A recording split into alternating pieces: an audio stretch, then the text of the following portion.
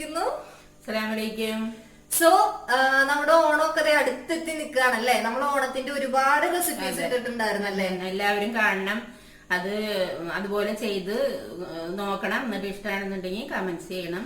So നമ്മുടെ channel ആദ്യമായിട്ട് ആരെങ്കിലും കാണുന്നുണ്ടെന്നുണ്ടെങ്കിൽ ഇത് നിങ്ങൾക്കുള്ള ടൈമാണ്. വന്ന് സബ്സ്ക്രൈബ് ചെയ്യുക. അതുപോലെ തന്നെ ബെല്ലൈക്കൺ ക്ലിക്ക് ചെയ്തിട്ട് ഓൾ ഓപ്ഷൻ കൂടെ സെലക്ട് ചെയ്ത് കൊടുക്കുക. സോ നമ്മള് ഇന്ന് ചെയ്യാൻ പോകുന്നത് എന്താണ്? എന്താണ്? സോ നമ്മള് ഇന്ന് ചെയ്യാൻ പോകുന്നത് നല്ല പഴം വെച്ചിട്ടുള്ള പ്രഥമനാണ്. പഴം പ്രഥമൻ പായസമാണ് നമ്മൾ തയ്യാറാക്കാൻ പോകുന്നത്. നല്ല ടേസ്റ്റ് ആണ്. നമ്മൾ ഇവിടെ ഉണ്ടാക്കി നോക്കിയല്ലേ, ഉണ്ടാക്കി നോക്കി ഭയങ്കര ടേസ്റ്റ് ആണ്. സോ നമുക്ക് ഇനി അധികം ലേറ്റ് ആക്കണ്ട. അപ്പൊ എല്ലാവരും ഈ വീഡിയോ എൻഡിങ് വരെ കാണുക. എന്നിട്ട് ഇഷ്ടപ്പെട്ടിട്ടുണ്ട് എന്നുണ്ടെങ്കിൽ ലൈക്ക് ചെയ്യുക. അതുപോലെ തന്നെ നിങ്ങളുടെ അഭിപ്രായങ്ങളൊക്കെ കമന്റ്സ് ആയിട്ട് വന്ന് പറയാ. സോ നമുക്ക് ഇനി അധികം ലേറ്റ് ആക്കണ്ട, നമ്മുടെ വീഡിയോയിലേക്ക് പോവാം.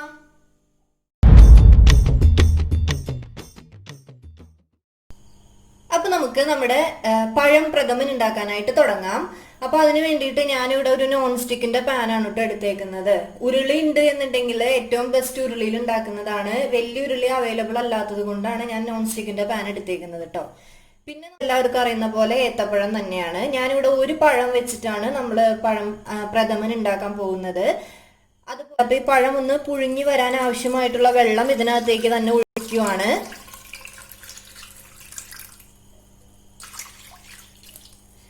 ഇനി നമുക്ക് ഈ പഴത്തിനെ ഒന്ന് മൂടി വെച്ചിട്ട് ഒന്ന് പുഴുങ്ങി എടുക്കണം.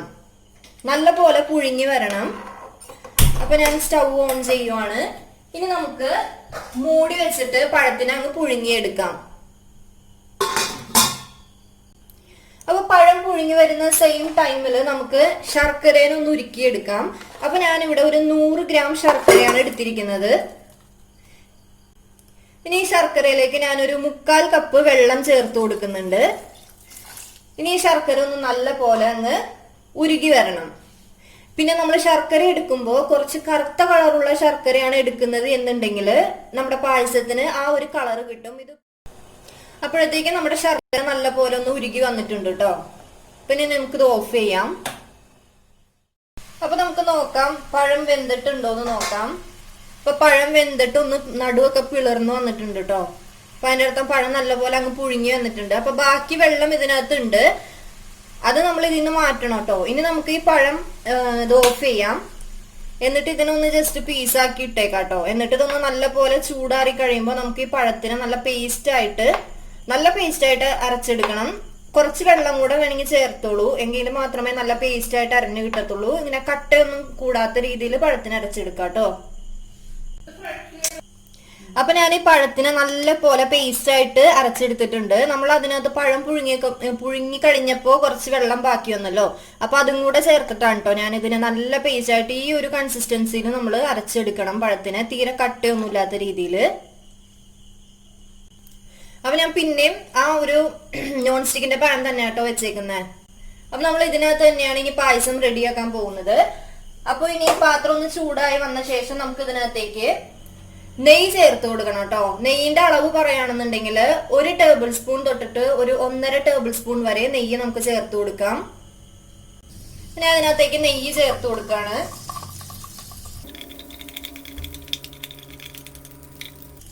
അപ്പൊ ഞാൻ ഇതിനകത്തേക്ക് ഒരു 1.5 ടേബിൾ സ്പൂൺ നെയ്യ് ഒഴിച്ചിട്ടുണ്ട്. ഇപ്പൊ നെയ്യ് ഒന്ന് നല്ലപോലെ ചൂടായി വന്നിട്ടുണ്ട് കേട്ടോ. ഇനി നമ്മൾ നേരത്തെ അടിച്ചു വെച്ചിരിക്കുന്ന പഴം ഇതിനകത്തേക്ക് ചേർത്ത് കൊടുത്തിട്ട് ഈ പഴത്തിന് നെയ്യിലൊന്ന് നല്ല പോലെ നമുക്ക് റോസ്റ്റ് ചെയ്തെടുക്കണം. ഞാൻ പഴം ചേർത്ത് കൊടുത്തു. ഇനി തീ ഒന്ന് കുറച്ചിടുക കേട്ടോ. എന്നിട്ട് ഈ പഴത്തിനെ നല്ല പോലെ ഈ നെയ്യിനകത്ത് അങ്ങ് റോസ്റ്റ് ചെയ്തെടുക്കണം.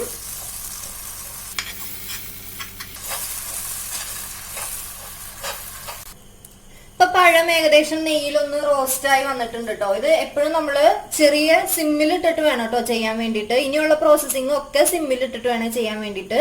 ഇനി നമുക്ക് ഇതിനകത്തേക്ക് നേരത്തെ റെഡിയാക്കി വെച്ചിരിക്കുന്ന ശർക്കരയുടെ പാനി ഉണ്ടല്ലോ, അതിനെ നമുക്ക് അരിച്ചൊഴിക്കണം. ശർക്കരയിൽ എന്തെങ്കിലും കരടൊക്കെ ഉണ്ട് എന്നുണ്ടെങ്കിൽ പോവാൻ വേണ്ടിയിട്ടാണ് നമ്മൾ അരിച്ചൊഴിക്കുന്നത്.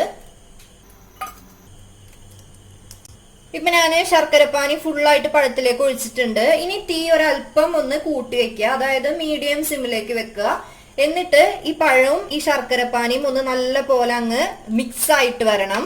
ഇതിപ്പോ രണ്ടും സെപ്പറേറ്റ് ആയിട്ടല്ലേ കിടക്കുന്നത്. ഇനിയിപ്പോ ഇതൊക്കെ ഒന്ന് തിളച്ചിട്ട് രണ്ടും അങ്ങ് യോജിച്ച് വരണം. ഇതിപ്പോ ഇങ്ങനെ ശർക്കര നല്ലപോലെ ചൂടായി വരുന്നതനുസരിച്ചിട്ട് ജസ്റ്റ് ഇങ്ങനെ പഴത്തിനെ ഒന്ന് പ്രസ് ചെയ്ത് കൊടുക്കാം കേട്ടോ. അപ്പൊ രണ്ടും കൂടെ അങ്ങ് യോജിച്ച് വരും.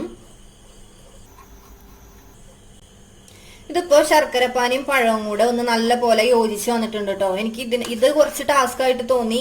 ശർക്കരപ്പാനിയും പഴം കൂടെ ഒന്ന് യോജിച്ച് വരാൻ വേണ്ടിയിട്ട് കുറച്ച് ടൈം എടുക്കും കേട്ടോ. നമ്മള് തീ എപ്പോഴും സൂക്ഷിച്ച് മീഡിയം സിമ്മിൽ തന്നെ വെച്ചിട്ട് നല്ലപോലെ സ്പൂൺ വെച്ചിട്ട് അങ്ങ് പ്രസ് ചെയ്ത് കൊടുത്തു കഴിഞ്ഞാൽ വലിയ പ്രശ്നമില്ല, വേഗം തന്നെ ആയി കിട്ടും കേട്ടോ. ഇപ്പൊ ഇത് നമ്മുടെ റെഡി ആയിട്ടുണ്ട്. ഇനി നമുക്ക് അടുത്തതായിട്ട് ഇതിനകത്തേക്ക് രണ്ടാം പാല് ചേർത്ത് കൊടുക്കണം. തേങ്ങ അരച്ചതിന്റെ രണ്ടാം പാല് ചേർത്ത് കൊടുക്കണം. അപ്പൊ ഞാൻ കറക്റ്റ് അളവ് പറഞ്ഞു തരാം. ഞാനിവിടെ രണ്ടാം പാൽ എടുത്തേക്കുന്നത് ഏകദേശം 2 കപ്പാണ് രണ്ടാം പാൽ എടുത്തേക്കുന്നത് കേട്ടോ. അപ്പൊ ഇനി നമുക്ക് ഇതിനകത്തേക്ക് രണ്ടാം പാൽ ഒഴിച്ചു കൊടുക്കാം. അപ്പൊ ഞാൻ ഇതിനകത്തേക്ക് രണ്ടാം പാല് ചേർത്ത് കൊടുക്കുവാണ്.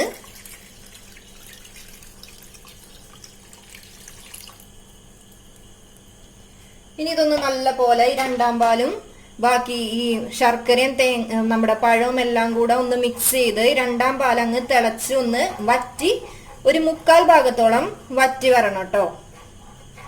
നല്ല പോലെ ഇളക്കി കൊടുക്കുക. അപ്പോ ഈ പാലും ശർക്കരപ്പാനിയും പഴവും എല്ലാം കൂടെ ഒന്ന് നല്ല പോലെ മിക്സ് ആയിട്ട് പാലങ്ങ് വറ്റി ഒരു 1/4 ഭാഗത്തോളം അങ്ങ് വറ്റി വരണം. ഇപ്പൊ വേണമെന്നുണ്ടെങ്കിൽ നമുക്ക് ഹൈ ഫ്ലെയിമിൽ ഇട്ട് കൊടുക്കാം കേട്ടോ. അപ്പൊ നമ്മൾ രണ്ടാം പാൽ ഒഴിച്ചിട്ട് നല്ല പോലെ കുറുകി വന്നിട്ടുണ്ട്. ഈ ഒരു പാകത്തിൽ വരണം കേട്ടോ. രണ്ടാം പാൽ ഒഴിച്ചിട്ട് നല്ല പോലെ 1/4 ഭാഗത്തോളം അങ്ങ് കിടന്ന് വറ്റി വരണം. ഇപ്പൊ ഇത് ഏകദേശം പാകമായിട്ടുണ്ട്. ഇത്രയും തന്നെ മതി. ഇനി നമുക്ക് ഇതിനകത്തേക്ക് ഞാനൊരു 5 ഏലക്കായ പൊടിച്ചു വെച്ചിട്ടുണ്ട്, അത് ചേർത്ത് കൊടുക്കണം. അതുപോലെ തന്നെ നല്ല ജീരകത്തിന്റെ പൊടി ഒരു 1/4 ടീസ്പൂണും കൂടെ ചേർത്ത് കൊടുക്കണം. ഇനി ഇതെല്ലാം കൂടെ ഒന്ന് നല്ല പോലെ മിക്സ് ചെയ്ത ശേഷം മാത്രമാണ് നമ്മൾ ഇനി നല്ല പാല് ഒന്നാം പാല് ചേർക്കുന്നത്. ഒന്നാം പാല് ഞാനിവിടെ 1 കപ്പ് നല്ല ഒന്നാം പാല് എടുത്തു വെച്ചിട്ടുണ്ട് കേട്ടോ. ഇനി നമുക്ക് അടുത്തതായിട്ട് ഒന്നാം പാല് ചേർത്ത് കൊടുക്കാം. അപ്പൊ നമുക്ക് ഇതിനകത്തേക്ക് ഒന്നാം പാല് ചേർത്ത് കൊടുക്കാം.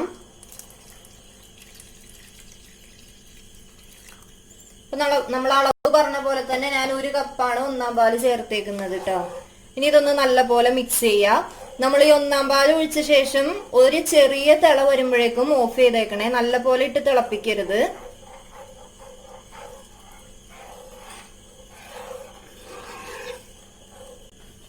അപ്പൊ നമ്മൾ ഒന്നാം പാല് ഒഴിച്ചിട്ട് പായസത്തിന് ചെറുതായിട്ട് ഭയങ്കര സിമ്മിൽ ഇട്ടിട്ട് ഒന്ന് തിളയ്ക്കാനായിട്ട് വെച്ചേക്കുവാണ്. ഭയങ്കരമായിട്ട് തിളക്കരുത് കേട്ടോ. ഒന്നാം പാല് ഒഴിച്ചിട്ട് ഒരിക്കലും നല്ല പോലെ തിളപ്പിക്കരുത്.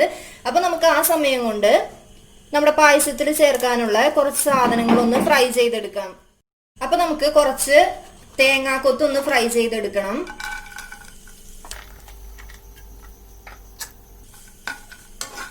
ഈ തേങ്ങാക്കൊത്ത് ഒരു പകുതി ഫ്രൈ ആകുമ്പോഴേക്കും നമുക്ക് കുറച്ച് കാഷ്യൂനട്ടും കൂടെ ചേർത്തിട്ടൊന്ന് ഫ്രൈ ചെയ്തെടുക്കുക. ഇനി നമുക്ക് ഇതിനകത്തേക്ക് കുറച്ച് കാഷ്യൂനട്ട് ചേർക്കുക. എന്നിട്ട് രണ്ടും കൂടെ ഒന്ന് ഫ്രൈ ചെയ്തിട്ട് ഒരു ബ്രൗൺ നിറം ആവുന്നവരെ ഒന്ന് ഫ്രൈ ചെയ്തെടുക്കുക. ഇപ്പൊ നമ്മുടെ തേങ്ങാക്കൊത്തും കാഷ്യൂനട്ടും ഒരു ബ്രൗൺ കളർ ആയിട്ടുണ്ട്. ഇനി തീ ഓഫ് ചെയ്യാം. അപ്പൊ നമ്മുടെ ഫസ്റ്റ് പാൽ ഒഴിച്ചിട്ട് പായസം ചെറുതായിട്ടൊന്ന് തിളച്ചു തുടങ്ങിയിട്ടുണ്ട് കേട്ടോ. ഇനി നമുക്ക് ഫ്ലെയിം ഓഫ് ചെയ്യാം. എന്നിട്ട് നമ്മൾ ഫ്രൈ ചെയ്ത് വെച്ചിരിക്കുന്ന കാഷ്യൂനട്ടും തേങ്ങാക്കൊത്തും ആ നെയ്യും കൂടെ ഇതിനകത്തേക്ക് ചേർത്ത് കൊടുക്കാം.